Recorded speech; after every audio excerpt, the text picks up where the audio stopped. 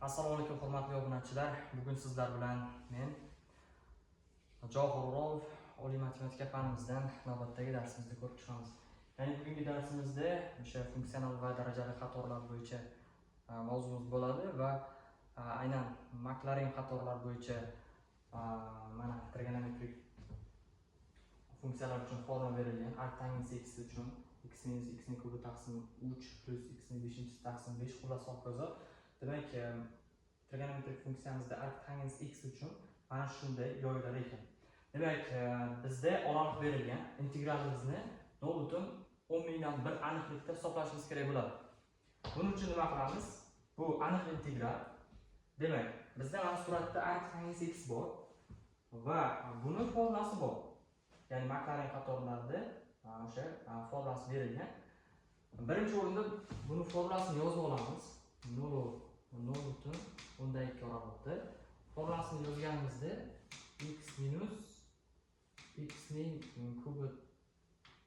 kubi taqsim 3 plus x ning 5 taqsim 5 minus va hokazolar bor va x yo'qda dx bo'ladi.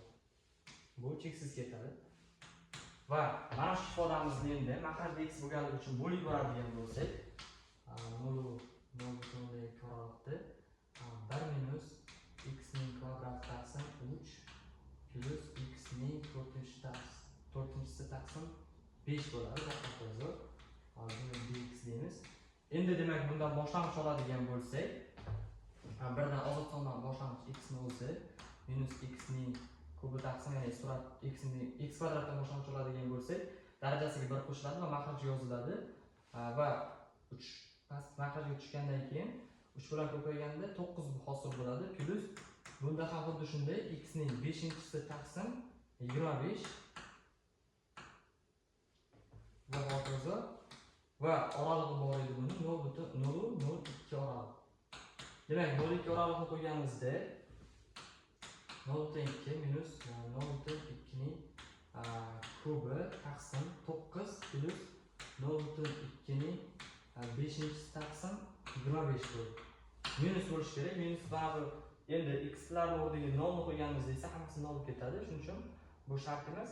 Va bizda berilgan 0.10 mingdan bir oralig'ga tushishi uchun mana shu ikkita ifodamizni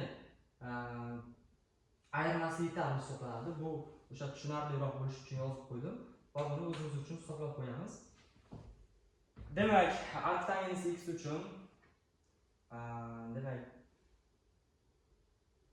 integralimizni mana shu 0.10 mingdan bir aniqlikda hisoblash tushunarli bo'lgan bo'lsa, keyingi darslarimizda ko'rishguncha xayr, salomat bo'ling.